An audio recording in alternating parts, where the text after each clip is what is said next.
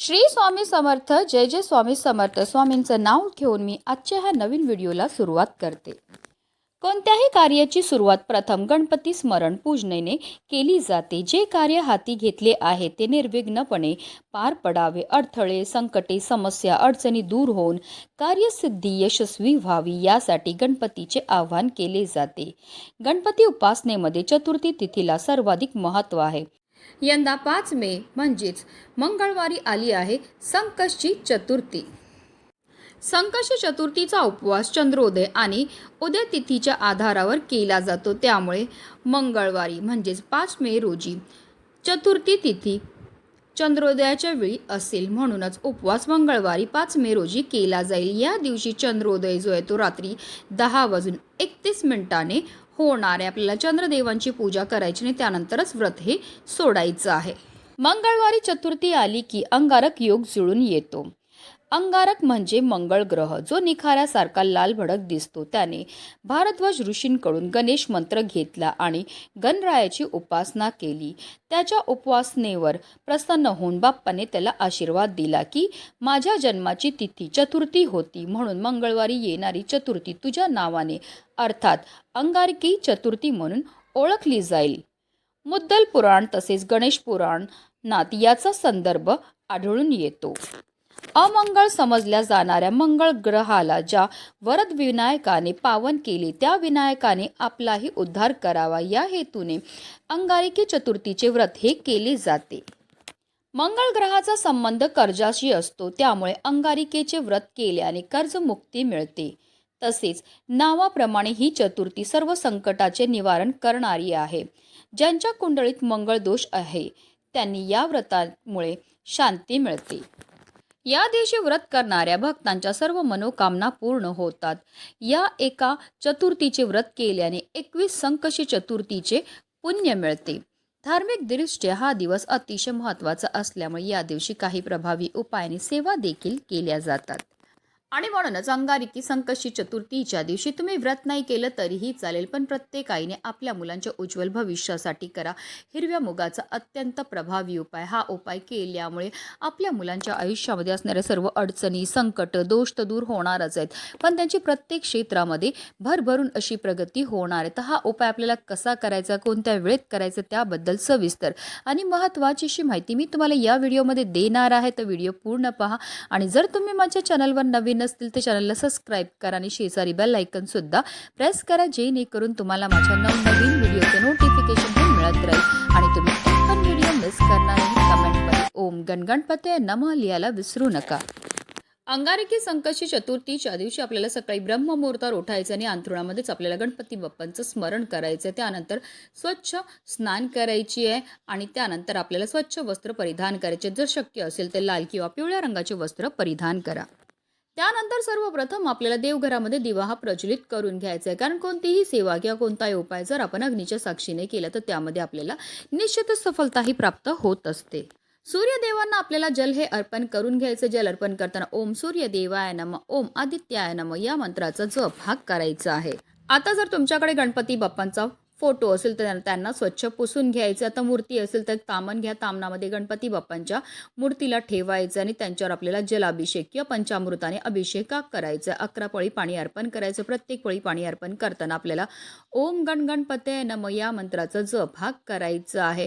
आणि त्यानंतर हे जे तीर्थ आहे ते आवर्जून आपल्याला आपल्या मुलांना प्यायला द्यायचं. यामुळे आपल्या मुलांच्या बुद्धीमध्ये वाढ होते. जलाभिषेक करून झाल्यानंतर गणपती बाप्पांच्या मूर्तीला स्वच्छ पुसून पुन्हा त्यांच्या स्थानावर ठेवायचे. त्यांना हळद, कुंकू, अक्षदा, धूप, दीप, अगरबत्ती दाखवून घ्यायचं आहे. त्यांना लाल जास्वंदीचं फूल अर्पण करायचं. तसेच आवर्जून आपल्याला 21 दुर्वांची जुडी ही अर्पण करायची आहे. कारण दुर्वा अर्पण केल्याशिवाय गणपती बाप्पांची पूजा ही पूर्ण होत नाही. पूजेचं पुण्यही आपल्याला प्राप्त होत नाही. जेव्हा आपण गणपती बाप्पांना दुर्वाची जुडी अर्पण करणार आहे तेव्हा आवर्जून आपल्याला आपल्या मनातली इच्छाही व्यक्त करायची. असं केल्यामुळे आपली किती कठीणातील कठीण इच्छाही साक्षात गणपती बाप्पा पूर्ण करतात. त्यानंतर आवर्जून आपल्याला गणपती बाप्पांना 21 मोदकाचा नैवेद्य हा दाखवायचा. नैवेद्यामध्ये मोदक बनवणं शक्य नसेल तर गुळ खोबऱ्याचा नैवेद्य दाखवला तरीही चालणार आहे. तसेच या दिवशी आवर्जून आपल्या मुलांकडनं सुद्धा आपल्याला काही सेवा ह्या करून घ्यायच्या आहेत. मुलांच्या हाताने आपल्याला गणपती बाप्पांना जास्वंदीचं फूल अर्पण करायला लावायचं, 21 दुर्वांची जुडी अर्पण करायला लावायची. तसेच मुलांकडनं 108 वेळा ओम गण गणपतये नमः या मंत्राचा जप करायचा. तसेच मुलं मोठी असतील तर त्यांच्याकडनं आवर्जून गणपती अथर्व शीर्षमची सेवाही करून घ्यायची. आता मुलं लहान असतील तर तुम्ही म्हणा, त्यांनी श्रवण केलं तरीही चालणार आहे. त्यानंतर आपल्याला गणपती बाप्पांची विधीपूर्वक आरतीही करून घ्यायची आहे. त्यानंतर आपल्याला हात जोडून मनोभावे गणपती बाप्पांना प्रार्थना करायची. आपल्याकडनं झालेल्या कळत नकळत चुकांची क्षमायाचनाही करून घ्यायची आहे. संकष्टी चतुर्थीचा उपवास रात्री चंद्रदर्शन करून सोडला जातो. आपल्याला चंद्रदेवांची पूजा करायची, त्यांना जल अर्पण करायचं आणि त्यानंतरच आपल्याला व्रत हे सोडायचं आहे. अशा रीतीने आपल्याला पूजाही करून घ्यायची आहे. आता हा उपाय आपल्याला कधी करायचा, तर हा उपाय आपल्याला अंगारकी संकष्टी चतुर्थीच्या दिवशी संध्याकाळी करायचा आहे. तुम्ही संध्याकाळी 6 वाजल्यापासून अगदी रात्री 12 वाजेपर्यंत सुद्धा हा उपाय जो आहे तो करू शकता. आता जर तुमची मुलं नोकरी, व्यवसाय किंवा शिक्षणानिमित्त बाहेरगावी असतील तर हा उपाय कसा करायचा ते सुद्धा पुढे तुम्हाला मी व्हिडिओमध्ये सांगणार आहे. हा उपाय सुरू करायच्या अगोदर सर्वप्रथम आपल्याला देवघरामध्ये दिवा हा प्रज्वलित करून घ्यायचा आहे. कारण कोणतीही सेवा किंवा कोणताही उपाय जर आपण अग्नीच्या साक्षीने केला तर त्यामध्ये आपल्याला निश्चितच सफलताही प्राप्त होत असते. आता आपल्याला विधिवत गणपती बाप्पांची पूजाही करून घ्यायची आहे. गणपती बाप्पांना हळद कुंकू अक्षदा लावून घ्यायचे, तसेच स्वतःला सुद्धा आपल्याला हळद कुंकू हे लावून घ्यायचं आहे. हा संपूर्ण उपाय आपण देवघरामध्ये बसूनच करणार आहेत. हा उपाय करण्याकरता आपल्याला 108 हिरवे मूग हे लागणार. जे हिरवे मूग आपण घेणार आहेत ते व्यवस्थित पाहून घ्यायचे, ते अखंड असावे, कुठेही तुटलेले, फुटलेले किंवा खराब झालेले नसावे. आता हे 108 हिरवे मूग जे आहेत ते आपल्याला एका वाटीमध्ये घ्यायचे. त्याचबरोबर आपल्याला एक हिरव्या रंगाचा कपडा जो आहे तो आपल्या देवघरामध्ये असणाऱ्या गणपती बाप्पांसमोर ठेवायचा आहे. आता जर तुम्हाला एक मुलगा असेल तर 108 हिरवे मूग आणि एक कपडा घ्यायचा आहे. आता 2 मुलं असतील तर 2 हिरवे कपडे घ्यायचे. त्याचबरोबर 108 108 असे आपल्याला 2 वाटीमध्ये हिरवे मूग हे घ्यायचे आहेत. एका मुलाकरता वापरलेल्या उपायाच्या वस्तू जे आहेत ते आपल्याला दुसऱ्या मुलाकरता वापरता येणार नाही.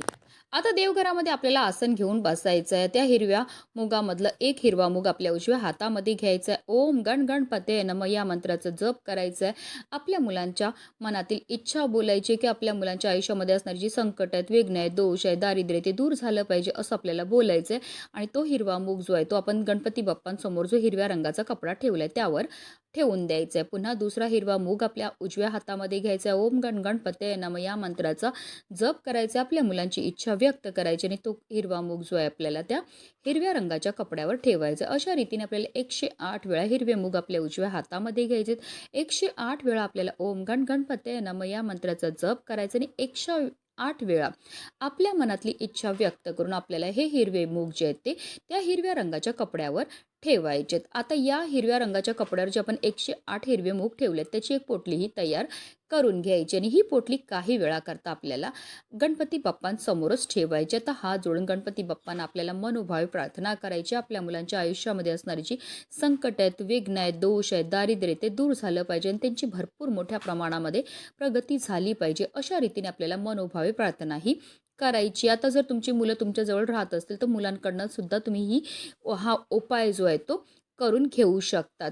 किंवा आपल्या मुलांची एखादी इच्छा असेल जी काही केल्याने पूर्ण होत नसेल तर ती इच्छा पूर्ती होण्याकरता आपल्याला गणपती बाप्पांना मनोभावे प्रार्थनाही करायची आहे. आता जर तुमची मुलं नोकरी, व्यवसाय, शिक्षणानिमित्त बाहेरगावी असतील तर याच पद्धतीने तुम्हाला 108 हिरव्या मुगाच्या पोटली ही तयार करून घ्यायची आणि गणपती बाप्पांजवळ थोड्या वेळाकरता ठेवायची. आता रात्री जेव्हा मुलं आपली झोपायला जाणार असतील तर ही पोटली आपल्याला तिकडनं उचलायची आणि आपल्या मुलांच्या उशाखाली नेऊन ठेवायची. आता जर तुम्हाला एक मुलगा असेल तर एक पोटली जी आहे ती आपल्याला आपल्या मुलांच्या उशाखाली नेऊन ठेवायची. 2 मुलं असतील तर 2 मुलांकरता वेगवेगळी पोटली ही त्यांच्या उशाखाली नेऊन ठेवायची. आता मुलं करता किंवा नोकरी, व्यवसाय करता बाहेरगावी असतील तर हा उपाय कसा करायचा, तर याच पद्धतीने आपल्याला पोटली तयार करून घ्यायची आहे आणि ती पोटली आपल्या मुलांचा एखादा फोटो असेल किंवा त्यांची वस्तू असेल त्यासमोर संपूर्ण रात्रभर तशीच ठेवायची आहे. दुसऱ्या दिवशी आपल्याला सकाळी लवकर उठायचं आहे, स्नान करायचं आहे आणि देवपूजा करून झाल्यानंतर ही पोटली आपल्याला तिकडनं उचलायचं आणि घेऊन जायचं आपल्या घराजवळ असणाऱ्या गणपती बाप्पांच्या मंदिरामध्ये. मंदिरामध्ये गेल्यावर सर्वप्रथम आपल्याला गणपती बाप्पांसमोर दिवा हा प्रज्वलित करून घ्यायचा आहे. गणपती बाप्पांना हळद, कुंकू, अक्षदा, धूप, दीप, अगरबत्ती दाखवून घ्यायची आहे. गोडाचा नैवेद्य घेऊन गेले असेल तर तो अर्पण करायचा आहे. आणि त्यानंतर ही पोटली जी आहे ती आपल्याला गणपती बाप्पांना आपल्या मुलांच्या आयुष्यामध्ये असणारी जी संकट आहेत, विघ्न आहेत, दोष आहेत, दारिद्र्य ते दूर होण्याकरता प्रार्थना करायची आणि त्यानंतर गणपती बाप्पांच्या चरणावर ही पोटली अर्पण करायची. आता जर तुमची मुलं तुमच्याजवळ राहत असेल तर आवर्जून मुलांच्या हाताने ही पोटली जी ती गणपती बाप्पांच्या चरणावर अर्पण करायचे. अंगारकी संकष्टी चतुर्थीच्या दिवशी हा उपाय करण्याला विशेष महत्त्व हे दिलं जातं. हा उपाय केल्यामुळे आपल्या मुलांच्या आयुष्यामध्ये असणारी सर्व संकट, विघ्न, दोष, दारिद्र्य तर दूर होणारच आहे, पण त्यांची प्रत्येक क्षेत्रामध्ये भरभरून अशी प्रगती होणार आहे. म्हणूनच व्हिडिओ जास्तीत जास्त लोकांपर्यंत शेअर करा, जेणेकरून प्रत्येकाच्या मुलाच्या आयुष्याचं कल्याण हो, हीच मनामध्ये इच्छा. गणपती बाप्पा मोरया, मंगलमूर्ती मोरया.